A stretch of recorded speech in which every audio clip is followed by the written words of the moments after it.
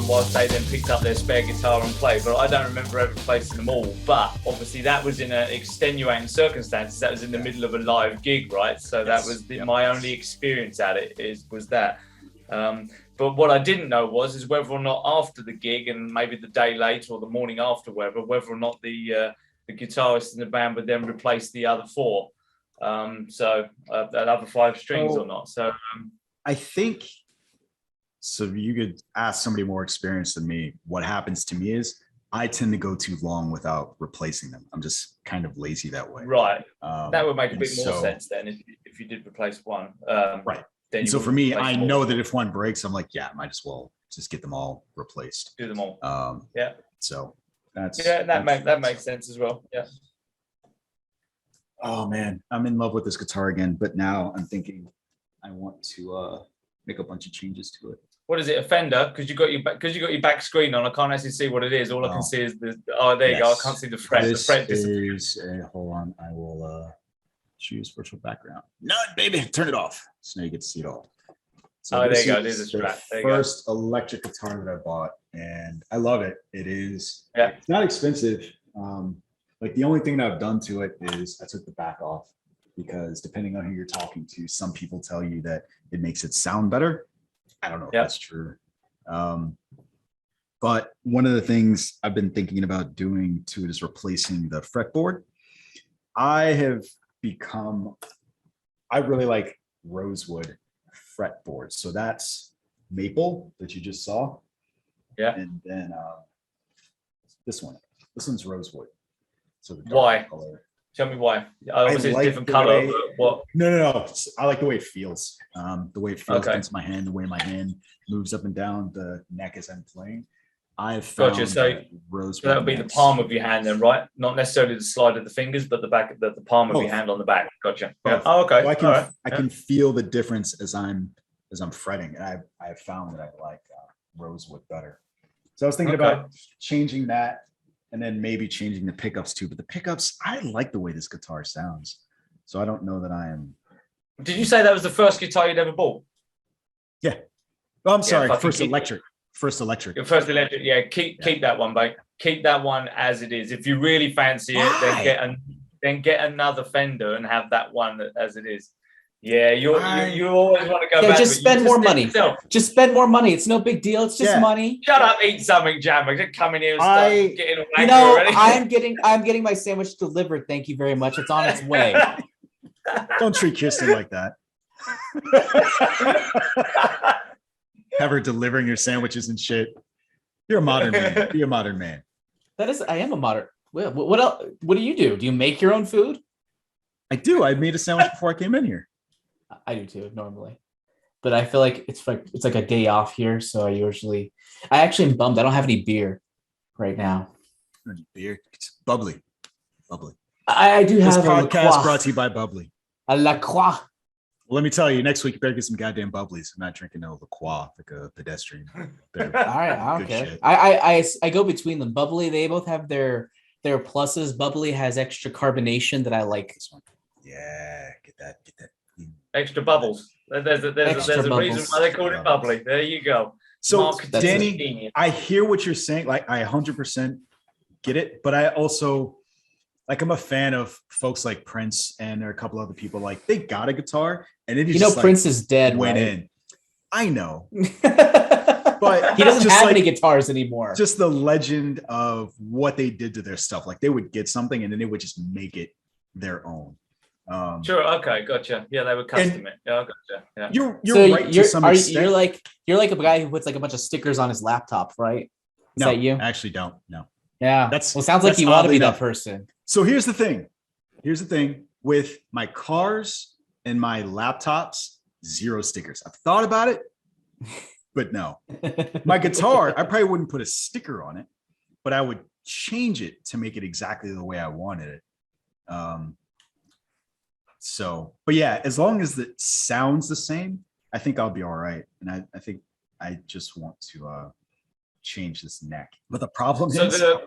So the redwood doesn't change the... sorry, did you say redwood? Yeah, it doesn't change the sound. It literally is just the feel of the guitar, not the sound of the wood. Doesn't change. Rosewood. Is it just the fret that's redwood? Rosewood, sorry. Is it just the fret then, or is the stock rosewood too? All of it would change. And I don't So know if this is true. Does that not change the sound? So you know what would probably be more likely to change the sound, and I have to look this up, is with the rosewood neck. I think the one that I'm looking at, I can't think of the name of it, but it's made out of bone, and I'm screwing this up. So it's not a fret. It's the very last one that would be a fret, but it's either made out of plastic or it's made out of bone. So this part here, that actually does make a difference in how it sounds to some people. But I think the one that I'm looking at does have a bone.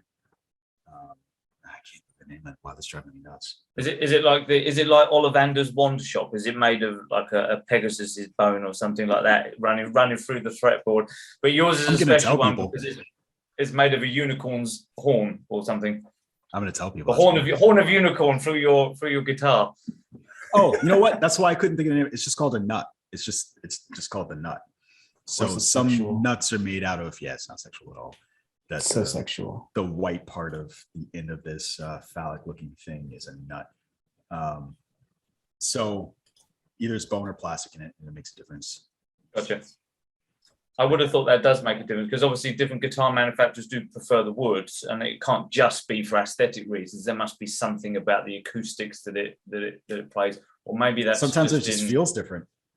Yeah, like I said, the way your hand moves up and down it.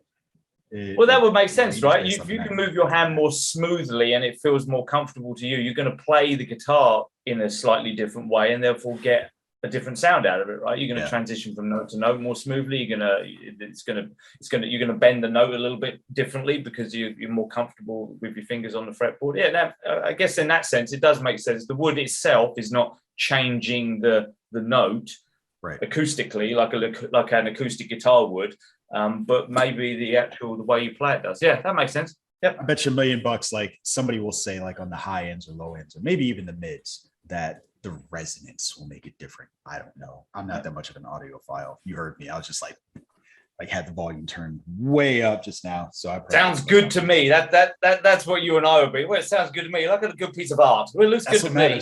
That's what matters. I knew this. I knew you weren't an audiophile from the beginning, Jonesy, because you don't care about generally the quality of the audio. You're like, good enough. We can hear you. It is not good distracting. Enough. It's good enough. It's good enough. It's good enough. Don't let perfect be the enemy of good enough.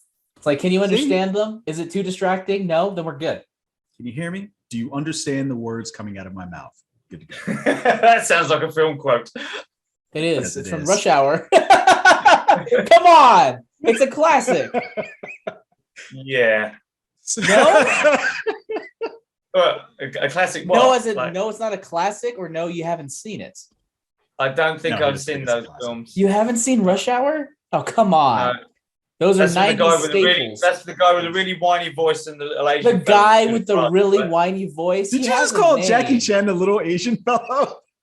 Oh my God. I didn't hear that. Does karate. Yeah, that's those films, right? Oh my God. Shanghai Nights as well. This is the most frustrating thing I've ever heard. So there's like 5 things you said wrong. A, obviously the race things. B, you said karate. C, you said he was also in Shanghai Nights. You didn't even mention Shanghai Noon. What is wrong with you? You're doing everything. Neither of those are good. To be fair, neither of those. No, disagreed. I love Shanghai Noon, and Shanghai Nights is fun, but Shanghai Noon is fucking good. I mean, I haven't watched it in like 15 years, but it's fucking good. Mm-hmm. Sure. Speaking of rush hours, you guys ready to rush into this podcast?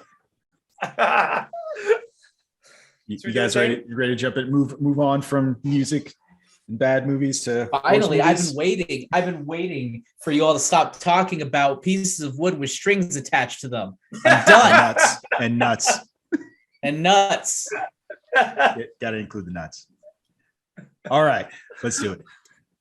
So, hello and welcome to Breaking Geek Radio, the podcast, the premier flagship and international podcast of LRM Online. I'm your host, Brandon Jones, and on this week's podcast, as you can tell, just got myself, Danny, and Jammer in the room. Gentlemen, how y'all doing? What's up? Good. Doing good. Got an editor for my book locked down yesterday and this morning. Super excited. That thing is coming along well, and I cannot wait for it to be done. It's coming. It's coming. All right. Is that City of Mages? Are we talking City of Mages, Dan? Yes, we are. We are talking City of Mages. Are we calling you Jam now? Is that a thing? Is that what we're doing? I mean, I grew up being called that, so that's no big deal. Amongst other things, I'm sure. Yeah. Little shit is another one. That was just from your mum, right? Yeah. Cochino is another. You reminded me of that the video I sent you where the mom throws the turkey at the kid. Just the whole turkey, just like grabs it and smashes it in his face. So Danny, there's this video of this woman just cursing out her son. I assume it's her son in Spanish. And like, I think the last thing she says, "Are you fucking happy now?" after she throws the turkey at his face. And it was because like, my favorite part is it was so minor. He was just slurping soup and he was doing it to be annoying. And you can hear like off on the side, like, stop it. And then she just loses her shit and throws a whole turkey at him. And then the last thing she says is like, "You fucking happy now?" And then he like takes one more slurp, but it's just like a normal slurp. He's been cowed. It worked. So. Sounds like a disproportionate response, though. Ultimately, not for me. That was great. About. I enjoyed it. So spot on. So on today's show, we'll be asking the question: what if Mortal Kombat was terrible instead of shitty? Is there a difference between those things? I don't know. Find out when we review Fistful of Vengeance. I was so mad at you, Jonesy. I was so mad when I started watching that goddamn movie. So mad. So for minute what one. happened. Here's the thing. We had multiple options. You guys turned to me and you were like, "What are we gonna watch?" And we had talked about the trailer for Kimi, and no one was excited for it. I was like, I'm excited because I like the director and the cast, but other than that, like the trailer doesn't do anything for me, and everybody expressed some of the sentiments. So I didn't express anything because I missed that because you weren't fucking there. You know what? You don't get to do if you're not there. You don't get to bitch. That's what happens if you're not there. That's what you don't get. That's what you don't get. I could bitch. I could bitch. I just did. Anyway, here's what I'm gonna do. Here's what I'll do for you. Since you want to fucking whine and moan about it. So I was going to tell you guys this later. I'm curious what you guys think. So I was going to invoke the Artemis Fowl protocol. And for folks that don't know what that is, we watched the movie so terrible that I was like, let's just fucking skip it and just talk. Thank you, please. So if you guys, because I don't like to. I have so many bad things to say about this movie, and I don't like saying bad things about movies because I don't like disrespecting the talent involved. I will say, in this movie's credit, fantastic producers. They worked with what they had. I don't know if they had a good budget for this, but it looked expensive. We're not there yet. It looked expensive. We're not there yet. Okay. We're not there. Okay. I'm done. Calm it down. Tamp it down, buddy. We're almost there. We'll get there. All right. But yeah, we're just gonna jump right into it and talk about how bad this movie is. Yeah, you need that sandwich, man. You're hangry. You're hangry, Mr. I need Hyde. a Snickers. Jesus Christ. But first up, we're going to talk about some news. The funny thing is, so I put the Man Who Fell to Earth on here as a trailer I wanted to talk about, but I totally forgot to watch it. Oh, it's so good. It looks amazing. Like, I looked at the cast. I really want to see it.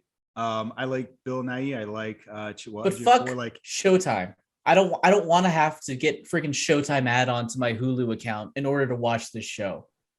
But I'm going to do it because it looks amazing. Tell me what you liked about the trailer. It had a really great, fantastical tone to it, and a lot of interesting ideas that could be explored through the narrative about an alien who visits Earth and what sort of repercussions that could have in the journey that goes on. It just looked good. The acting, the talent is great. The visuals look amazing. There's like a real sense of wonder. I got, mixes of Christopher Nolan along with Steven Spielberg kind of thrown in there and somehow mixed into one sort of feel. And I just got really excited. Like something, it's like there's a je ne sais quoi about the trailer that just warmed my innards and made me just be like, oh, this is why, how like if you look at a movie that you could look at objectively, like The Revenant, and you'd be like, I could see that's good, but I don't like you. But you have those other things where it's like, I don't really know why I like you, but you make me feel good inside. That's kind of what I get from this. What surprised me about just the production of this movie generally is it's coming from Jonathan Nolan and I didn't even notice that. I didn't even know that. I didn't even know that Nolan was involved. Pretty sure though. But what surprises me about that is they've done stuff with HBO. So I'm curious what happened that the crew from Westworld was like, you know what? We're going to go over to Showtime and do a thing. Yeah, I don't like that because I have HBO Max and I don't have Showtime. That's the reason I don't like it. Yeah. And so that's one of the things that made me want to put this on here. So, and I think I had never heard about the show before until you put the trailer in there. And I'm just happy you did because I probably would have heard about it when it was airing, but I don't think I would have heard about it prior if it wasn't for the podcast. So super excited. You look very confused. What? I'm on drugs. I am saying something completely different. This is Alex Kurtzman. I am wrong. The thing that we're talking about today that's from Lisa Joy and Jonathan Nolan is also not on the network that they're accustomed to being on. This is going to be on Amazon. That's Fallout. Okay. So Fallout is going to be from them. And that's like the video game adaptation. The video game adaptation. Before we move on to that, Danny, what did you think about the trailer? Yeah, I'm with Jammer on this one. I thought it was to me, I'm not going to just repeat everything that Jammer said. It just looked fresh to me. It looked like it was an alien comes down again. And we've seen that countless times in many forms. But this actually looked like it was going to be a completely new, fresh take on it. Not just how it looks, like Jammer said, in the cast, but it actually looked like, okay, this looks like something I haven't seen before, whatever it's about. And the fact that it didn't give too much away as well always appeals to me in trailers. So yeah, I'm 100% on board. I saw it maybe about an hour ago and loved it straight away. I had to tell people. I thought it was great. Yeah, I'm super excited about this. Now this is going to be a series, right? I see the trailers and it's not. Yeah, I see it come up with Showtime. I don't know if I'm going to be able to see it. It's in the trailer, obviously, but because that's on YouTube. But other video services are available, but I haven't seen how I'm going to actually watch the show itself. Right. So hopefully I can. Fingers crossed. Well, here's the thing. You won't have long to wait until you'll be able to find out whether or not you'll even be able to watch it. So it's going to drop at least on Showtime on 24 April. So maybe somewhere around then you'll be able to find out. So what's that? 2 months, right? Yeah, 2 months from today. 2 months, yeah. Almost exactly. 2 months from yesterday. And I promise I'll watch the trailer. You pulled a real Nick Dahl there. You know what? I watched the thing we were going to talk about today. You know, it's just that every time I was going to watch it, I was in a place where I couldn't listen. So I was like, I'll get there. I'm just hearing excuses. It just never worked out. They're just excuses. You know, who am I to say? I miss a lot of episodes due to work, so like I can't talk. Yeah, that's right. That's right. Anyway, moving on to the other thing my brain was cross-wired talking about before I do it again. We're getting a Fallout show, which is kind of cool, but not the most interesting thing about the story that I posted. So for those who don't know, Fallout is a reimagining of the future that's based on kind of the 1940s fears of a nuclear apocalypse. And we've got a series that's looks like it's going to be set in sometime after 2077, after a war takes place. And there are irradiated creatures running around, be they big, small, and humanoid, everything in between, giant roaches. Walton Goggins, who, you know, if you've ever listened to this podcast, every time he comes up, every time we talk about Justified, every time we talk about some other project he's in, just love. He's going to be playing a ghoul. Also in Shanghai Noon. You know, it's funny. I don't remember that movie. So like, I know that it's just mediocre. He's in Shanghai Noon. Whatever. He's in Justified, which is much better. That was his breakout role. It wasn't. It was a role that he was in briefly, but you know. All right, go ahead. Sorry. I just had to throw that out there. I don't know how you remember him in that movie. You said you haven't seen it in years. Don't ask me. I remember shit. Kirsten always gives me shit because she's like, how do you remember that really random line from a commercial you saw once in 1994? And you know, I don't know. Don't remember my birthday. Yeah, pretty much. Shit, what year? Okay, we have another month for her birthday. We're good.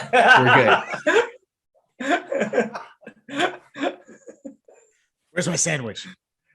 Anyway. Oh, it's actually delivered. I'll be right back. Continue talking. Well, Oh well, at least you can get to your point now, Jones. Now he's fucked off to get his sandwich. There's no real point. I'm just excited for this project, but I'm surprised that he's going to be playing a ghoul rather than, I don't know, anything else. I know that you are an off and on gamer. Do you have any? Yeah, Fallout's not one. No. No idea about this. You're going to even have to. I mean, a ghoul in what? In what sense is that a ghoul? So is that one of the bad things? Think zombie with like skin and stuff falling off, but Yeah. intelligent. And they actually they've fallen into two different categories.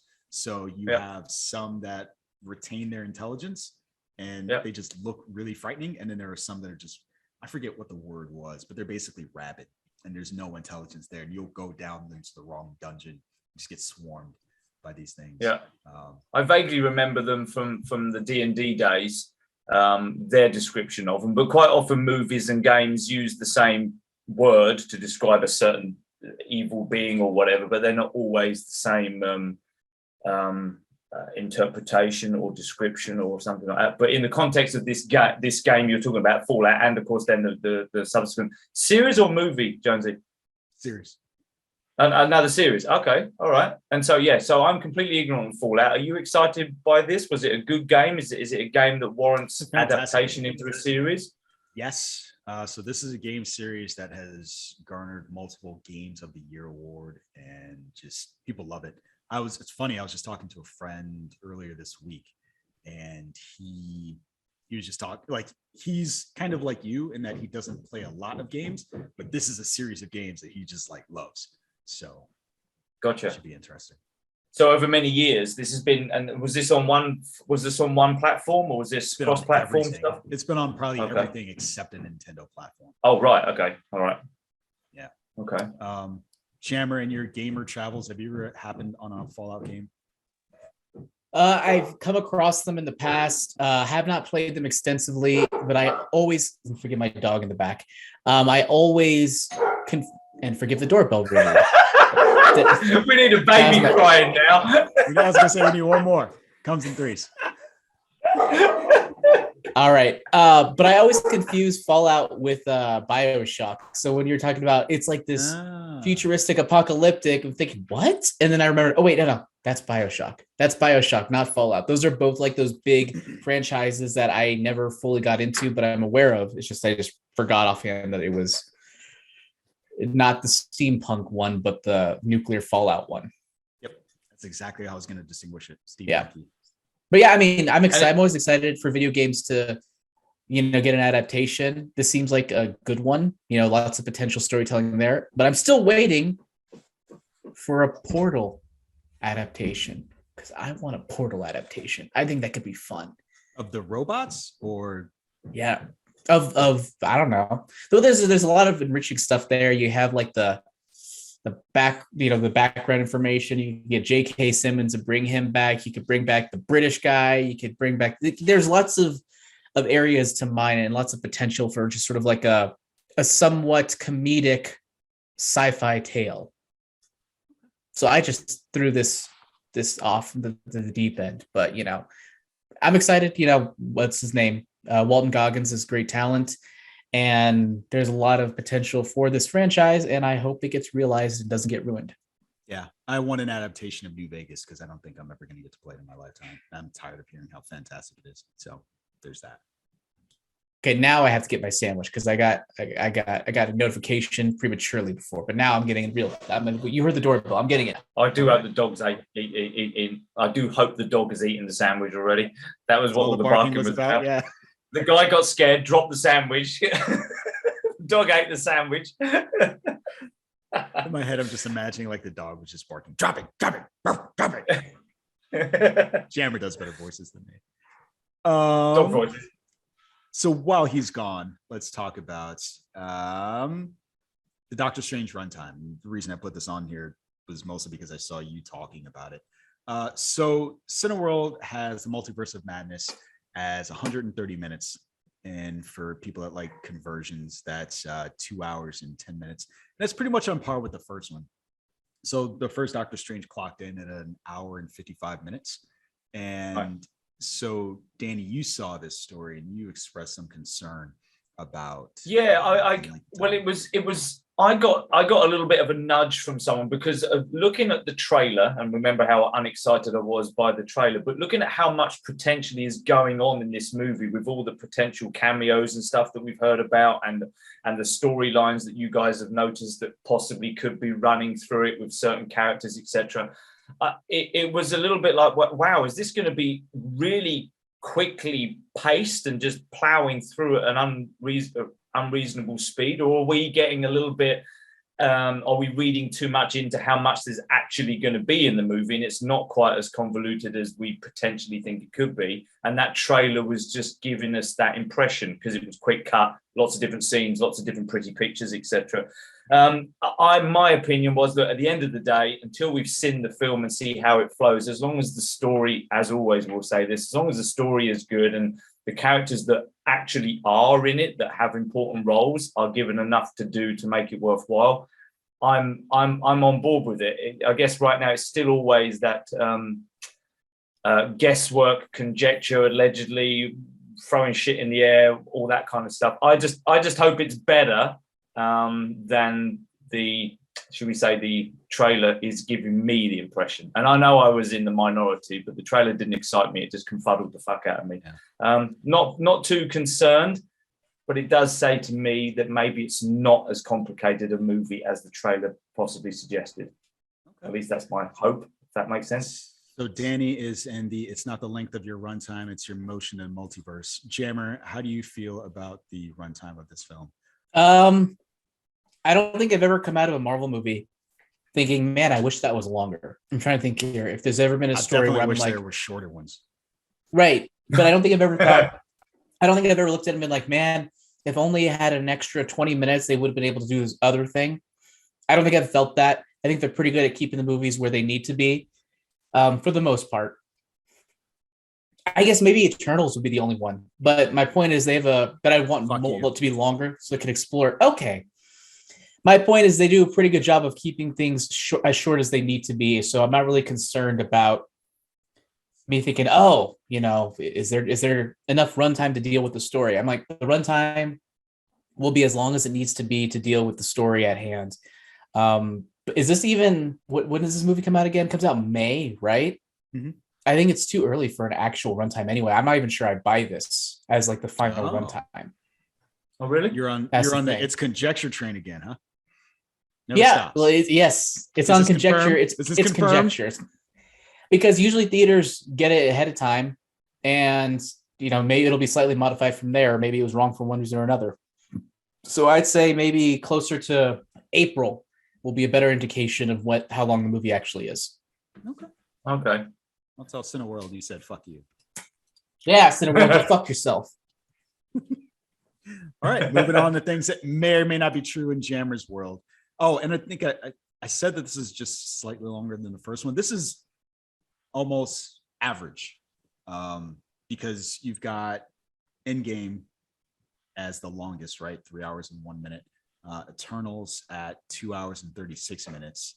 Infinity War after that, 2.5. Even No Way Home beyond that at 2.5. Like, this is only 18 minutes shorter than No Way Home, if this is accurate. Yeah.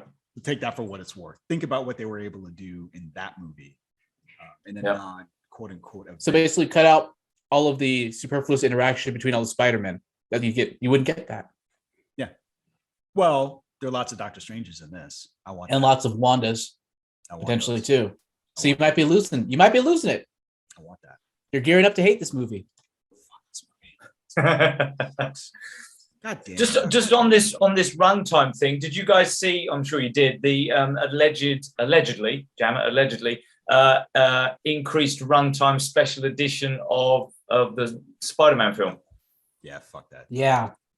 I can't believe that's true. This soon. I mean, it's still in fucking theaters at the moment. You can't release another edition right now. And they just released the trailer for the Blu-ray edition coming out. So I'm hoping it's not true. Well, you mean not true that it's going to be a theatrical release of a new cut? Yes. You mean that? Yeah, gotcha. Yeah, because I can't. Nick posted that story, and I think the way he posited it was basically it'll come out a week after the Batman, which my reaction to it was mostly about that. It's like that. If that's true, that's just kind of a dick move.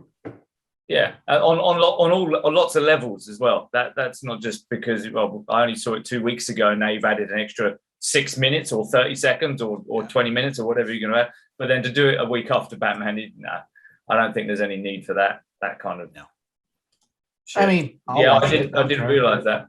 Yeah, I'll watch it. If the rationale is like, what, we just want to nullify their box office potential, or like what would be the rationale for releasing it after Batman other than to be a jerk?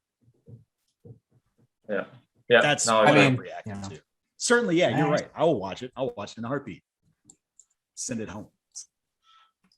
I mean, I'm not in the business of speculating motivations behind certain moves. Oh, we know things that we don't even know are true. Yeah. All right, fair enough. I got no response to that. Let's move on.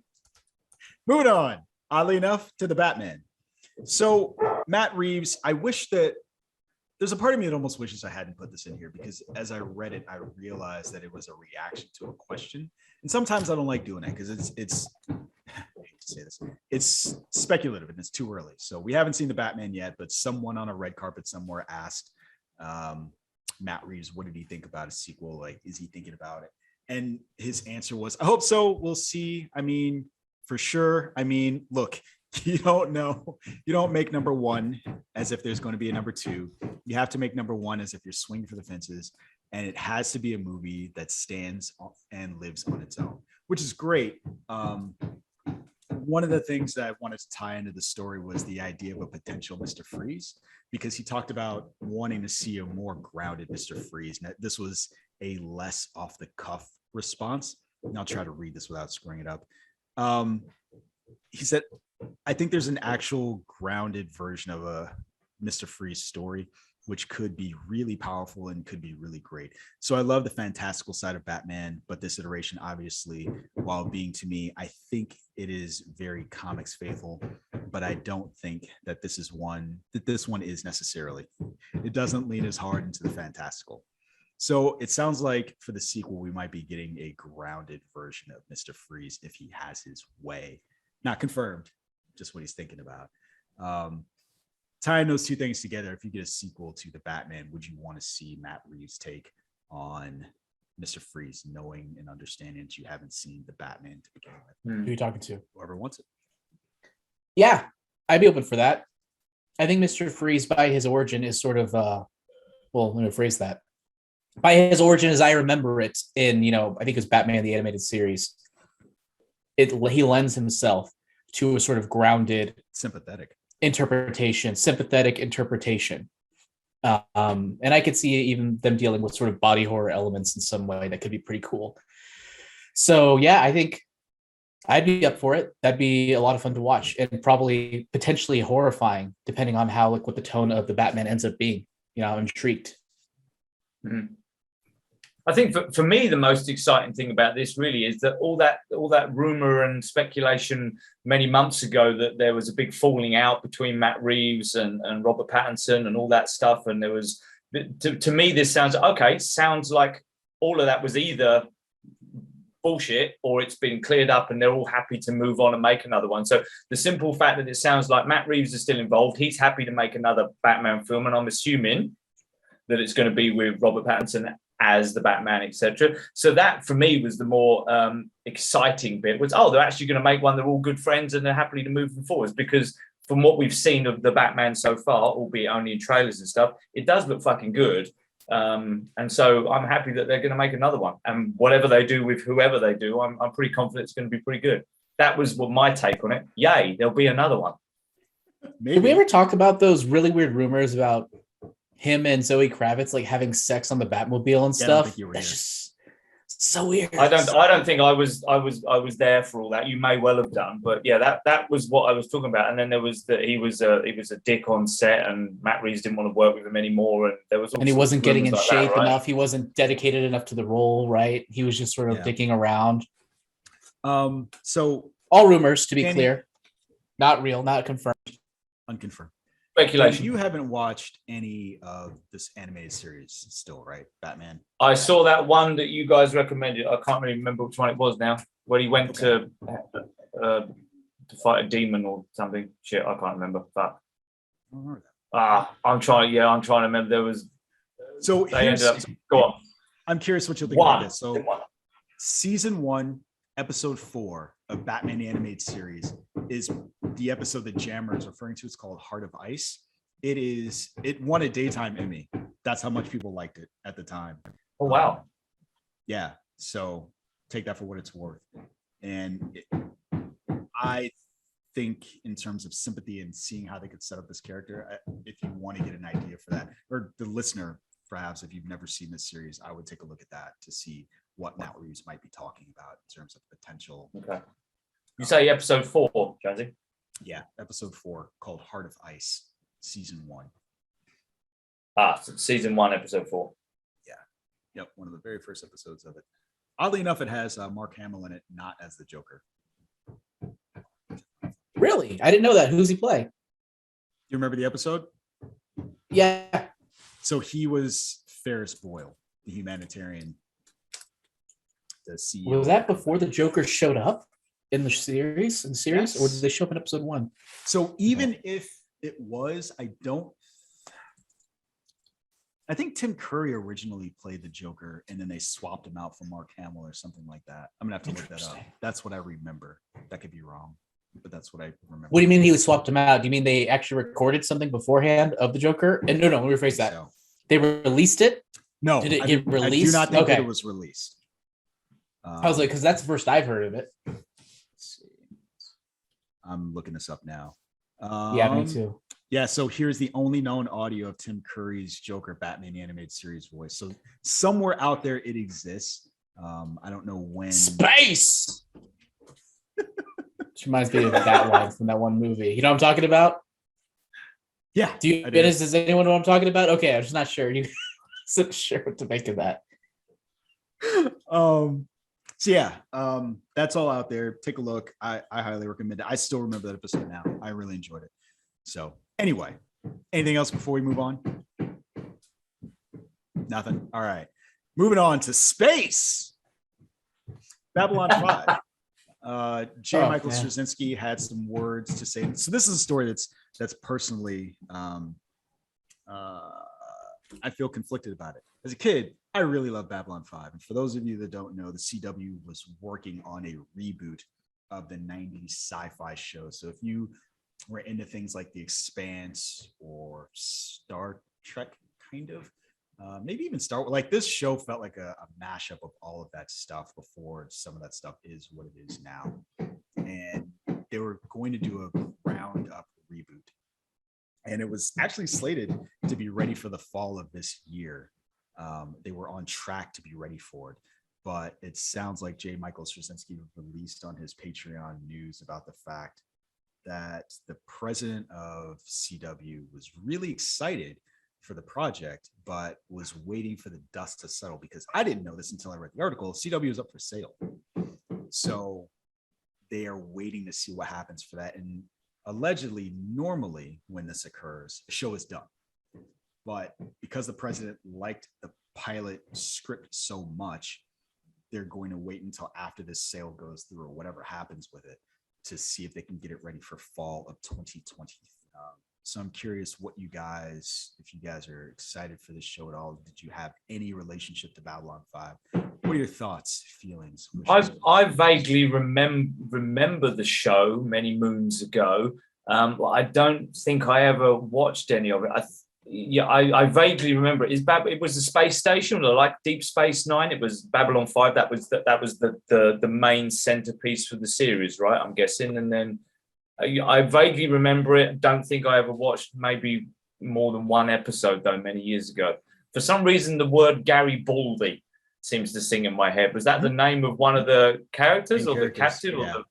So Michael Garibaldi was played by, I can't think of his name, but in my head, I know that he became like a conservative radio talk show host after the show, which is weird because he kind of rolled over into being the character that he played on the show in real life.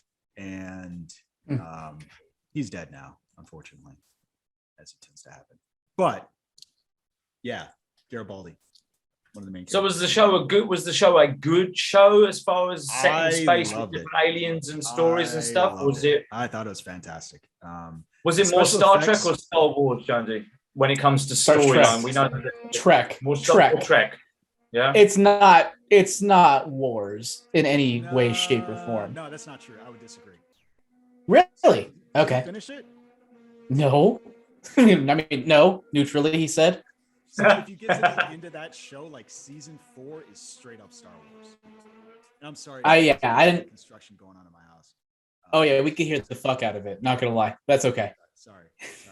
Somebody's like, "What is going on?" Yeah, sorry. It gets louder. Dogs barking, babies crying, sandwiches being delivered, hammering, and so hope you're having fun, dear listener. Oh my god. So yeah, I think that as you get towards the end of the show, the narrative that's happening boils over into 2 different wars. And there's a war with an ancient alien race, and then there's a war that happens with the government of Earth. And they just come to a head in season 4 of the show. And it's just like fucking pandemonium. And so that's where I get the Star Warsy element. Like, it's very political up to a point, and then it just all hell breaks. And it's from that perspective, it seems very much like real life, where there's a lot of talking. Like, there's some stuff that happens. There's debates, there's UN stuff, and then it's just like, fuck, like just shit goes down. So was season 4 the end? Was that the finale of the whole show? And what happened was, if you kind of follow any of the narrative stuff that was happening, there was they thought that after season 4 it was going to be canceled, and so that's why season 4 is just like nonstop, hold on your butts shit happening. And then season 5 is okay, but that's the end of the show. And it seemed like maybe closer to Battlestar Galactica. That's probably better. Yeah. But it was Battlestar Galactica before Battlestar Galactica, right? So you're talking about the newer iteration of Battlestar. Yes, that's what I figured. Yeah. So yes, if you like Battlestar Galactica, this is very much on par with that. Okay. But like I said, the special effects are very dated, dated, because they use computer generated stuff that just does not hold up today. It looks like fucking Reboot from the 90s. You know, that old show on Cartoon Network? It looks like that. It looks like scenes from PlayStation. The original PlayStation. Yeah. It's like PlayStation 1, PlayStation. They don't look as good. They don't look as good as that. Like Final Fantasy look better. Like Final Fantasy 7 cutscenes look better. Cloud is but like or with his blocky hands just holding them up, you have to use your imagination with the middle fingers because they can't produce them. Anyway, my exposure to this series was mostly my roommate back, what year is it? In like 2010 or so. He watched it constantly. And my biggest takeaway from it was that whenever they had conversations in locations like bars or whatever, it was always dead silent. There are people walking around in the back, couldn't hear a murmur. It was just as if they were by themselves in an intimate sound recording booth, just talking to each other. And I was so distracted. Obviously, had everything to do with the production, and the resources they were given. So I can't fault it for that, but that was sort of my main takeaway from the series as a whole within that time. I appreciated its overall ambitions, and I got bits and pieces of it as he would go through the series. And I understand why people would like it. And I definitely understand the real potential for the show to be something really cool in a reboot, especially after all these years. You get it, freaking I could create better visual effects than what's there in the original. So lots of great potential. And, I know lots of people like it. So good on you if you can get it. But I think maybe the only thing I would say is, considering what the CW produces, I'm not sure, is it the best network to be producing a Babylon 5? Is it a series that really speaks to the brand that they speak to, or the demographic that they speak to? I don't really know. And I'd be intrigued to actually hear Jonesy's thoughts, since the show does actually mean a lot to him. Is that, like, does it concern you at all that this show would be on the CW as opposed to something like Amazon and maybe I guess maybe not even go for a streaming service. I think what's another network that it could go to? I don't know, like Fox or something. Like, would it be preferred to be at another network like that, or even FX? Ooh, FX would be pretty good instead of the CW. Is this one of the things that the producers and stuff get some sort of say in, Jammer? I'm going to lean on you for this kind of thing. So, the show is owned by who? How does that work? No, that's a good question. I don't really know. And so would that then, depending on who owns the show, would then chooses the network? Obviously, the network offers them XYZ support, financial and production stuff. But how does that normally work? Any idea? Is it floating in limbo at the moment? Is Babylon 5 a thing? They're touting it around and the only ones to show interest to CW? So Jonesy says that Warner Brothers used to own it. But I don't know about where that stands, but it varies per show. I think there are some shows that a studio owns and they say, okay, let's go ahead and develop it. And then there are some shows that they just pick up from creators that get pitched to. So I think it's very much on a case-by-case basis. And Jones is also telling me that he thinks HBO, and Apple TV would be good services to house this show. That's what Jonesy has messaged me. He stepped away for a minute, so that's why we're kind of taking over the conversation here. But anyways, continue with your speculation or thought now that I've clarified. Well, that's interesting then, because I don't, obviously not having much of a connection to the show, or love nor hate. Apple TV so far has always been a place of, it's a really good, high quality television right now. I mean, I've yet to watch, and I haven't watched everything, but I've yet to watch a show on that service that I haven't thought looked great, sounded great, acted great, everything. It was always pretty damn good, whatever it was. Is Babylon 5 a big enough show? Because wouldn't this be the first one, for example, Apple TV had that was already an established show, 5 seasons apparently? I can't, because they were mostly going for original content. I know he was just spitballing out names of streaming services, etc. But I was thinking more one of the others, the ones that I'm more familiar with, HBO, Showtime. You mentioned FX, seems to fit there more than somewhere else. So it's still with Disney. FX is with Disney still, right? Oh, that's a good question. It should be. When it went with Fox, I know Fox went, but yeah, I think so. Yeah. So that would make more sense. That one. Those networks, not necessarily Apple. Apple seems to be very highly content plowing out of more original content. Yeah, absolutely. And I think trying to think of this show, like there's always potential, even though Warner Brothers owns it. There are series that are owned by a studio, but still end up on other networks. Like I think, is it Ted Lasso? There's one of the shows on Netflix that's like a Warner Brothers show. That's on not Netflix. Ted Lasso's not on Netflix. Apple. Are you getting Apple? I mean Apple. I meant to say Apple. Yeah. There are a couple shows I think that are like Warner Brothers productions and stuff, but they still maybe it's so it just because they have Warner Brothers that owns it doesn't necessarily means it will end up on a specific network. Right. But okay. I guess I don't aware that. I just assumed. Yeah. Sorry. I just assumed that most of the time that's what happens if a studio owns it. It's on one of their networks, and Warner Brothers would be HBO then, right? If it was one of the big streaming ones. Is that right? Yeah, I think so. Going by what happened with Zack Snyder and Snyder's Batman, etc. Justice League, sorry. Yep. Okay. All right. Yep, that's correct. I defer to you on that. Yeah, I have no idea about that. So maybe if it doesn't end up at CW, it could end up somewhere else. Who knows? It's not off the table. Well, it clearly had a fairly good following. It did manage to get 5 seasons. Yeah, it was enough at the time. The budget itself was tiny. That probably had something to do with it, where like it did well enough to warrant, that to make enough money for them, which is great. Yeah. So, but let's go ahead and move on. Do you have anything else you want to say about Babylon? No, 5? not on that, buddy. No. I think there's some news about Quentin Tarantino that we wanted to cover today, right? Yeah, that's correct. So, according to Deadline, Quentin Tarantino is in talks to direct 1 or 2 episodes of Justified, City Primeval, which is the limited series that, essentially the revival of Justified. And that's interesting.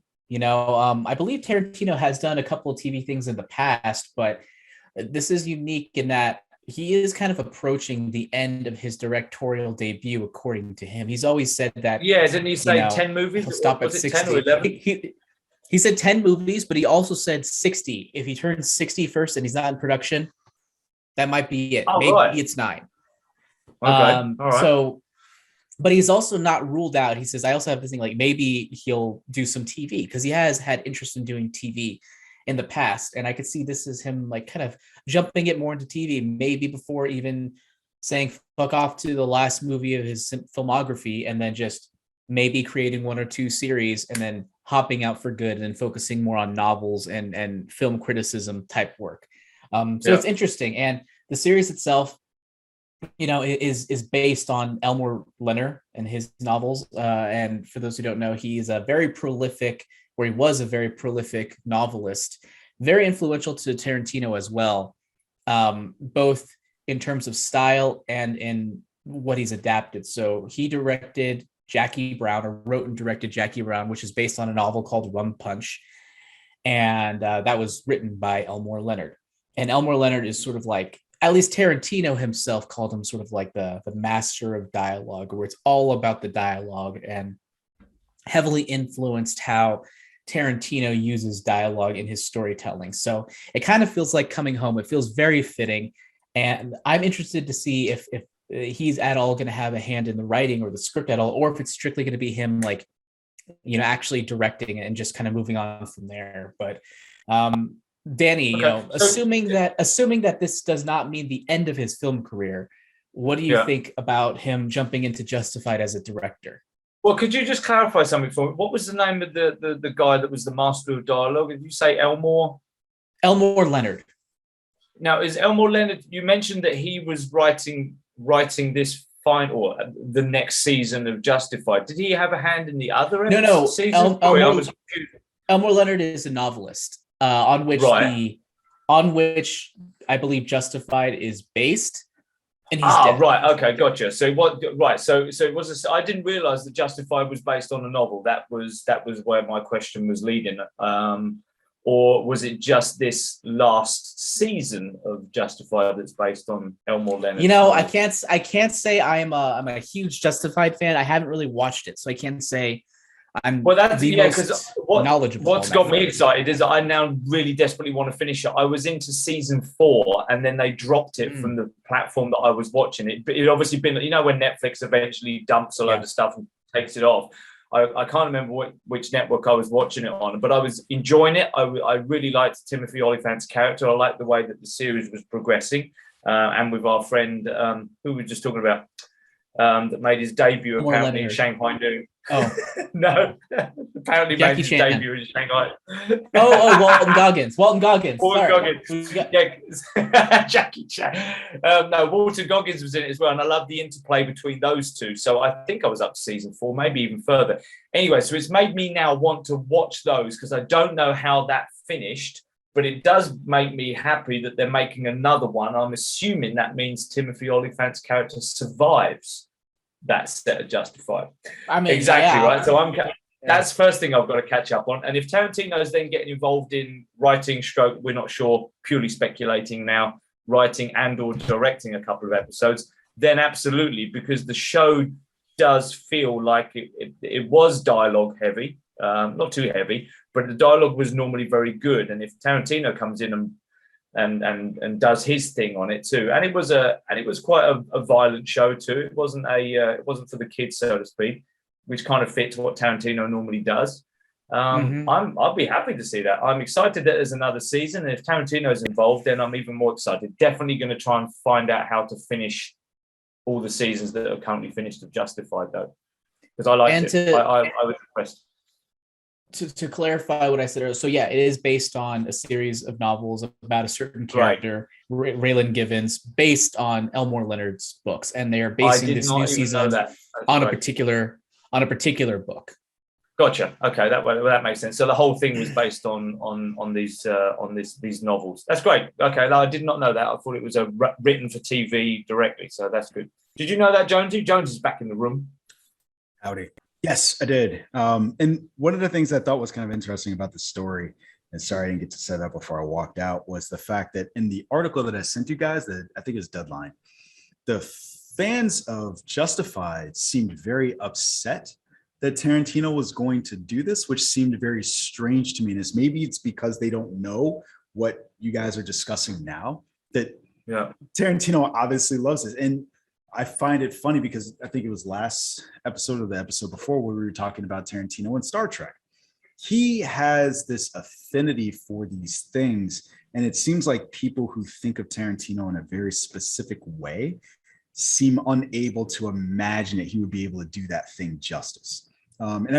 More so, I am surprised more so at this than I am Star Trek. Like Star Trek, I kind of get.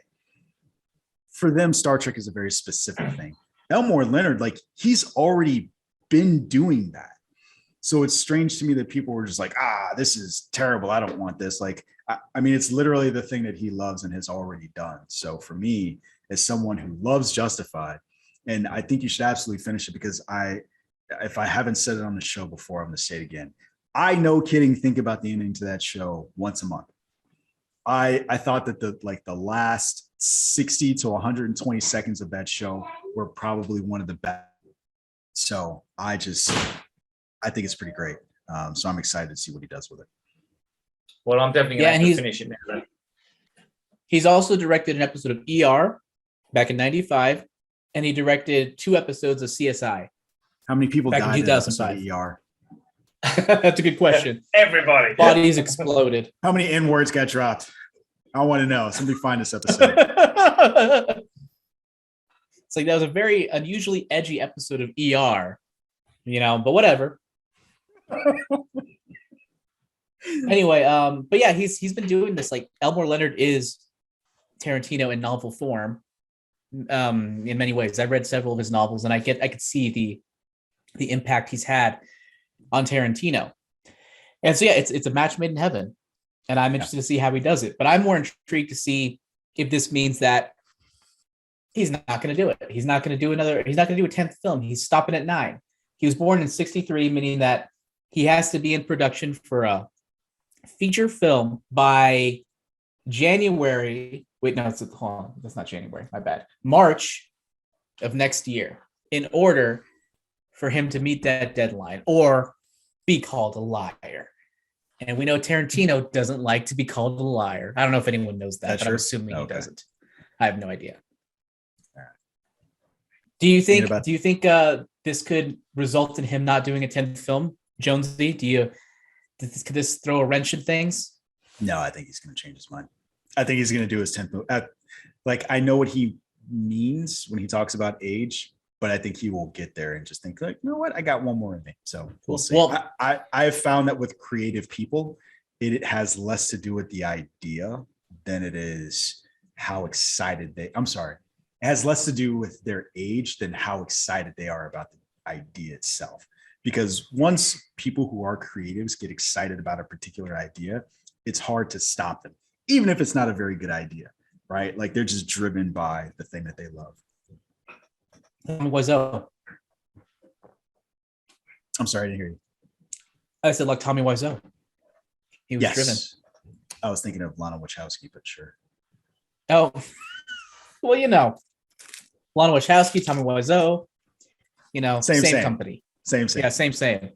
There's no difference. It's like that thing from The Office. It's like here, they want you to tell the difference between these 2 pictures. They're the same picture. Same picture. No, your name ends in W. Like that's the block that you belong in.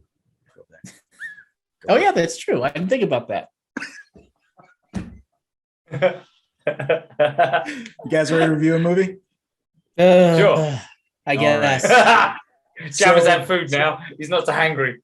We'll get him back. We'll drop the H and just make him angry. So invoking the Artemis Fowl protocol, we're just going to dive right into it.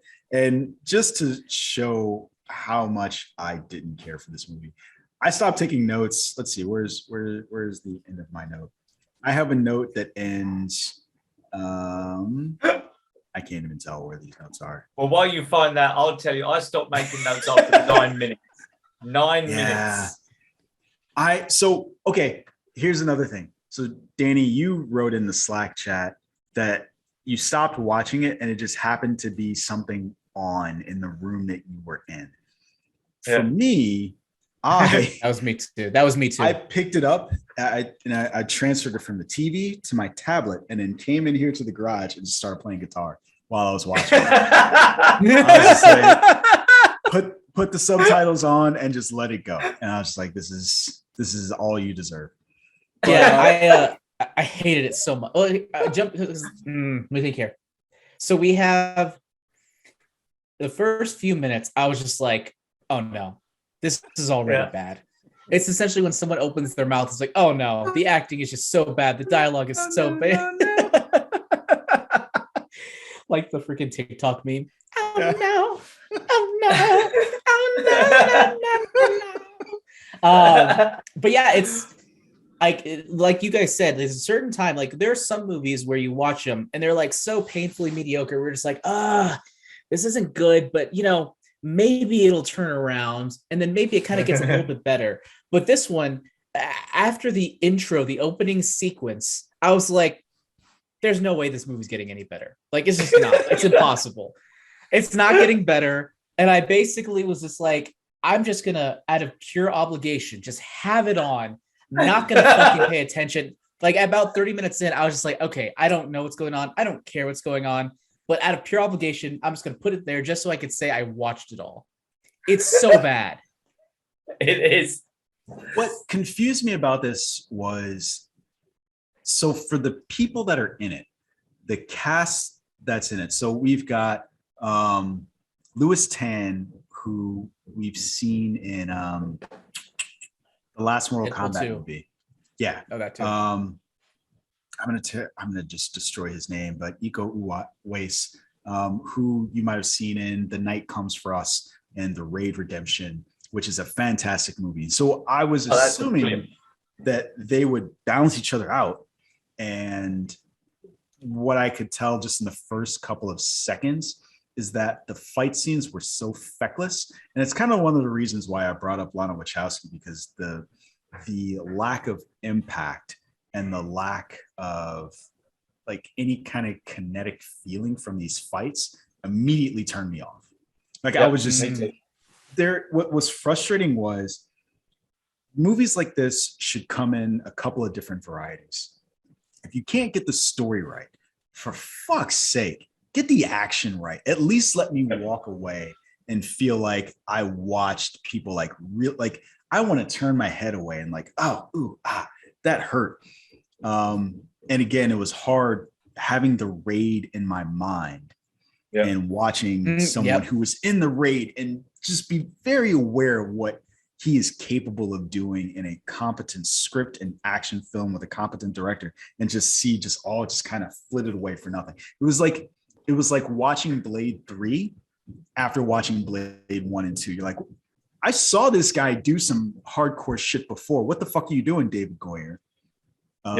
That's how I felt. Yep. Yeah, I thought I thought that it was I thought this was like an Indonesian film as well. Like, going into it, I was like, oh, like maybe it'll be in another language and it'll have good action and it'll be like a good enough story to propel it. But it was like, why? No, this is just the delivery. Like, the lines were so bad, delivery was good. And at the beginning of this podcast, I praised the producing because I remember watching. I was like, these locations are way too nice for this movie.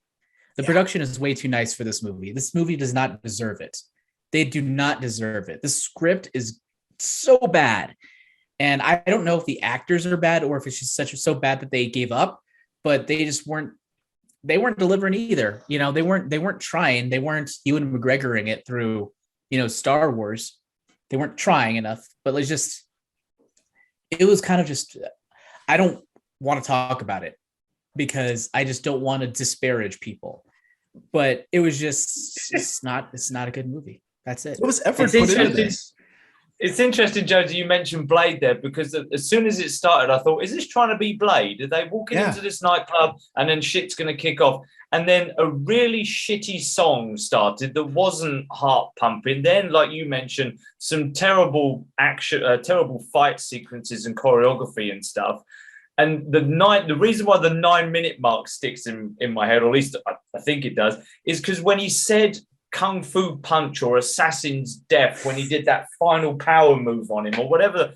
And I literally was, I swear, I was looking at the screen with my mouth agape going, did he just say something as he delivers his final death blow? Like some sort of like Mortal Kombat or whatever it was. Like an anime character. Yeah, exactly. And I thought and that was when I switched off. That was when I tapped out. I thought, is he going to say that every time he kills? Is this part of the mythology? He has to say kung fu chop, because that's all I could think of was Austin Powers when he was saying judo chop every time he was hitting people. Powers, that's all I could think of. And then, of course, that took me straight out of it, because in Austin Powers, at least it was meant to be funny.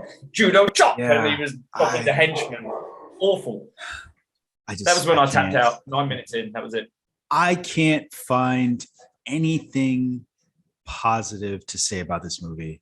What was crazy was I got to the end and I remember thinking like them hanging out on the beach was probably the best part of the movie. Like watching them like play around and pretend to be brothers was like, that was it. It felt like he was trying to be Fast and Furious. That's what I was thinking at the end with the happy song playing and the camera pans out and everyone's happily ever after. We're family. Yeah. I like that. And so the reason I said I was going to have to bring up Moonfall, Danny, was because I remember what I liked about that movie was that I felt like it had really interesting, strong sci-fi ideas, which is like a lot of shit around it. And so it was hard for me to let go. Sci-fi or supernatural? No, talking about Moonfall. Oh, Moonfall. Okay. And so the core of that movie, like the thing that brought me in, I liked. And one of the other reasons I wanted to bring that movie up was I had a friend after that podcast episode when he's like, you know what, you made me want to see Moonfall. I was like, no. To be clear, this is not a good movie. And he's like, I know. He's like, I want to do I want to do the public good. I want to do a public service announcement. That was not a good movie, right? I was attracted to the strong sci-fi ideas. And I bring it up to say, like, this had none of that. Like, everything was derivative. Nothing in it was interesting. Like, we haven't even talked about the last fight scene where he gets sucked down into a portal, is hanging from a rope, fighting a guy who's supposed to be a guy who's like disappearing into the dark, striking him, coming into the dark. And like, it was like, what is this? What's happening right now? Hair and beard makeup job that they did on him to make him look like was that the same actor? Demon. I couldn't tell. The same actor. They just stuck a fuzzy wig and beard on him, and they even blackened his face. That's why I couldn't tell if it was him. It was awful. And he is the other reason I wanted to see this, because he is in it's a Cinemax show. I'm gonna think of it. Warrior. The guy that I'm screwing up because I should have had the cast ready. But he plays one of the main characters in Warrior. Oh, like a fantastic show. Matter of fact, fuck this movie. If you have HBO Max, go watch Warrior. If you think that whatever you saw in a trailer for this made you want to see this movie, go watch Warrior. No Louis Tan. I've decided that guy, no good. No, like he just picks bad projects. Maybe he can act. The shit he picks is terrible. But yeah, I would highly recommend going to watch Warrior rather than this. Can I just ask or add that apparently this is a sequel? Yeah, I had no idea about that. Had you watched the first one? Was it better? No. So to make it's a series. It's a series. Wu Assassins. I was gonna say, to make it funny, Jammer saying that it's like an anime. This is basically there's a 10-episode first season of this show, and then they've done the anime thing where they've made a standalone movie. And maybe there'll be another season of this because it seems like it could continue. I don't want to fucking see it. Jason Tobin is the name of the guy I was thinking of. So Jason Tobin is also in Warrior. They had elements of stuff where I was like, I want to see this. But yeah, I would not watch. When I found out that this was a sequel or a standalone movie to that series, I thought, oh, maybe I'll go back and watch it. Within 10 minutes of watching this, that had all evaporated. I was like, I will not. I will not. Yeah, So, I just remember watching, like, as I was watching it 9 minutes in or 10 minutes in, however long it was, and I was like, fucking Jonesy. Maybe watch this piece of shit. well, you know whose fault this is? This is Danny's fault for his lackluster reaction to the Kimi trailer, which the fucker watched and then talked about how great it was. He's like, oh my God, that was way better than I thought it would be. I was like, yeah, damn it. shit. It's like it's Steven Soderbergh and Zoe Kravitz. Like, it'll at least be watchable. It is. Yeah. It is. Let's I could move on. I mean, I could move on. I could shit on this movie all day long. Let's move on. Yeah, let's not. Danny, I would like to hear your mini review of Kimi. No spoilers, yeah, so because that's what I figured you wouldn't, and I would want you to watch it too, so I don't want to spoil it at all. So I was very fortunate enough today. Well, actually, over yesterday and today. Yesterday I watched Last Looks with Charlie Hunnam and Mel Gibson, which I also recommend, by the way. That's Really? a lot of fun. Yeah, it's Mel Gibson gives a great performance as the British actor pretending to be a Southern actor in this show. But so yeah, check that out. That's a lot of fun. But today I was fortunate enough to watch Kimi. Now, if you have listened to the show when we discussed the trailer, you'll remember hopefully that I wasn't that impressed with the trailer. I didn't hate it. It just felt like I'd seen this kind of movie before. It felt to me at the time that it was like Enemy of the State, Will Smith and Gene Hackman from, I think, in the late 90s, maybe early 2000s. That's what I got the impression when I first watched the trailer.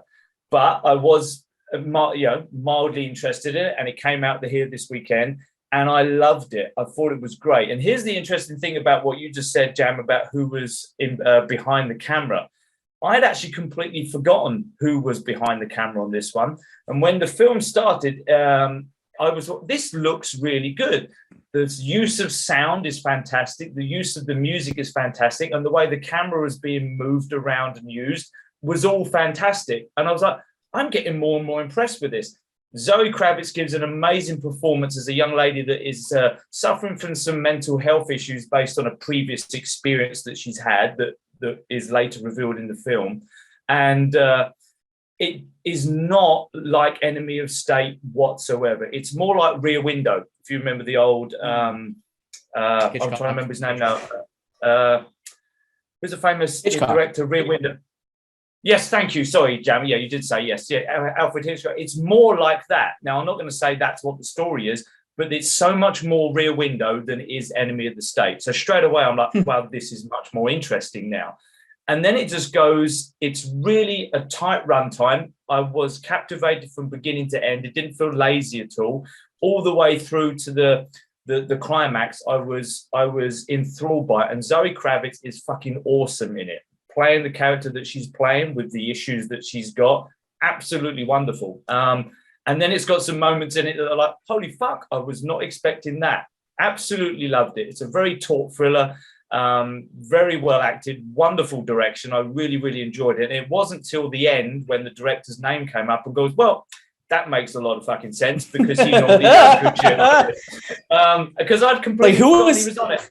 Who is this young up and comer who's just so good with like the filmmaking? He's got a career ahead of him. Has he directed a Marvel movie? Some famous actors.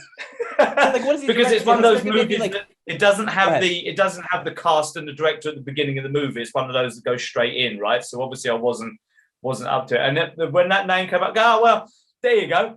That makes sense. Now I understand why it was so fucking good. But it wasn't dragged out like some of his films have been. They've all been good. Yeah. But this one was a real tight runtime. I was very impressed with it. Like I say, Zoe Kravitz is phenomenal. I would definitely recommend this. And just as a little bit of a minor spot, there is even a Home Alone connection to the film too.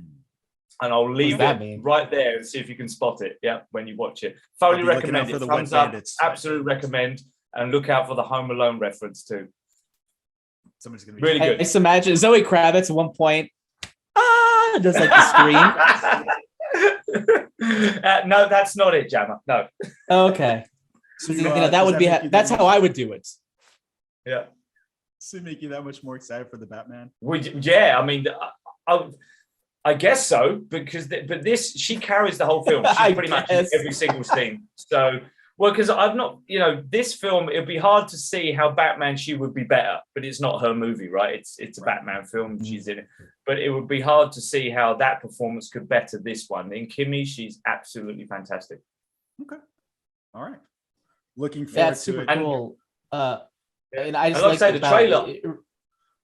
Sorry, Jam. I was just going to say, I'm even tempted to go back and watch the trailer again and say, was I drunk or stoned when I watched the trailer? Because it really wasn't anything like I got from the trailer. Bland. But the thing that we talked about on Slack, I miss that. That I feel is rare nowadays, where you watch a trailer and the movie you get is so different.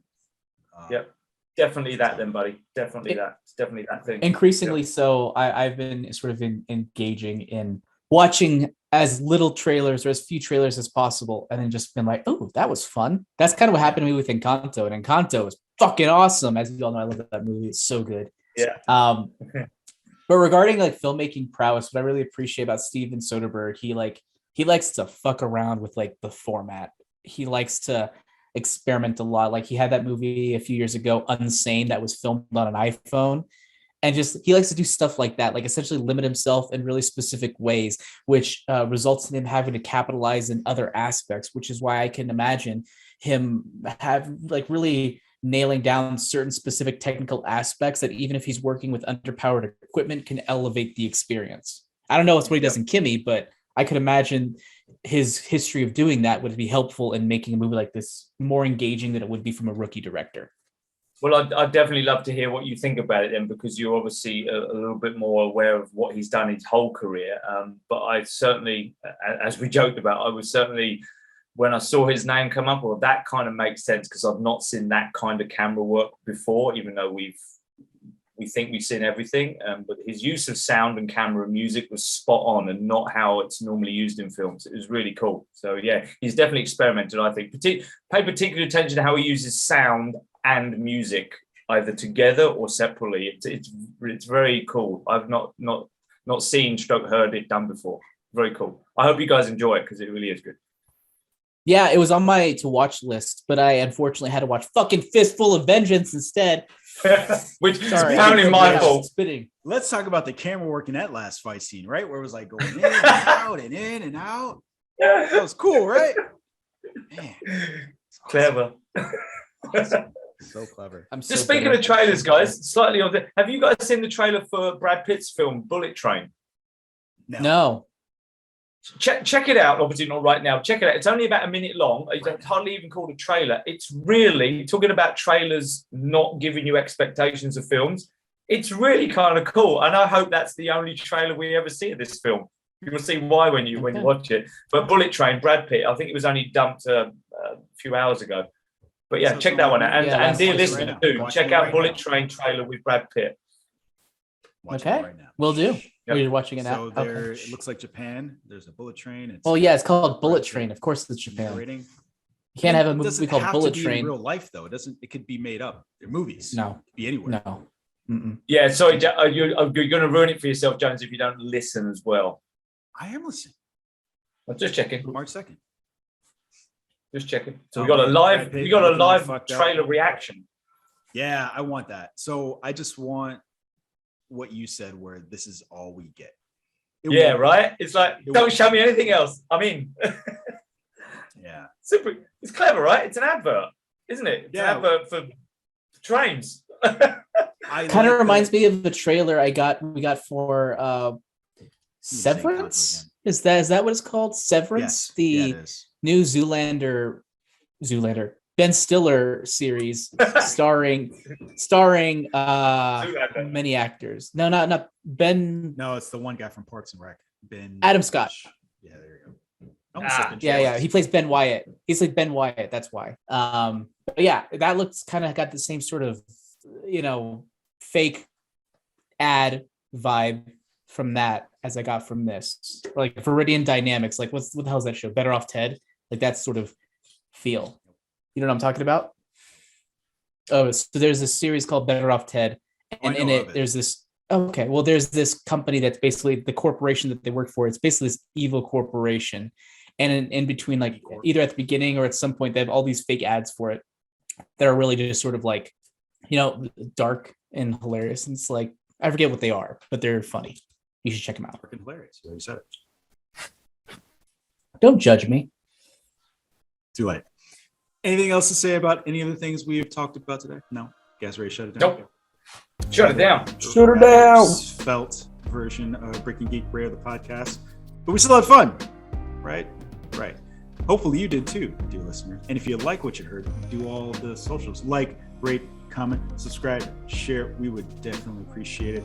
Also, LRM and the Genreverse have other great content for you. We're also on LRM Online and the Genre Podcast. Genreverse Podcast Network, where we are also a part of. So there you go. That's better. Yes, I'm almost there. It'll get there eventually. Almost there. Ba-da-da-da-da. All right, gents, where you can be found? Do you even want to say where you can be found? We can drop that, right? Nobody cares. You can find me on Twitter at JamTheWriter and all of my books under the name AJ Cerna on Amazon and Audible. And yes, I want people to know. If they want to follow me, then follow me. Follow me. Follow. Remember the Lemmings? Remember that? What was that? It was Lemmings, yeah. What is that? Remember the game Lemmings? Video game Lemmings. Did they say Lemmings. follow me? I don't remember them Follow talking ever. It was like a very distorted. I don't Was it remember Lemmings? that. Was it something else? Fuck, I don't. I might be getting confused. Oh, are you thinking about Oddworld? Maybe that was it. Oddworld? That sounds more like Oddworld. Maybe I'm Because the Lemmings don't fucking talk. Because the one I saw, at least, I used to play like on They freaking scream Windows when they die. 3.1 or like not even Windows 95. It was like back in the day. Do they have Lemmings on iPhone? I want to play that. And on that note, dear listener, and you can find me at Sir Jones. Oh wait, no, you said follow me, Danny, but you didn't say where. I'll just be catching up on episodes of Justified. That's where you'll find me. In Batman the Animated Series, the one. And yeah, season 1, episode 4, or season 4, episode 1. I can't remember now. I wrote it down. Season 1, episode 4, Heart of Ice. That's right. And you can find me at Sir Jonesius on Twitter and Instagram, and of course, right here on Breaking Geek Radio, the podcast. Folks, as always, thanks for listening. We will catch you on the next one. Hasta lasagna. Don't get any on you. And yes, it was Oddworld. This is out. Damn it. Oh, mission accomplished.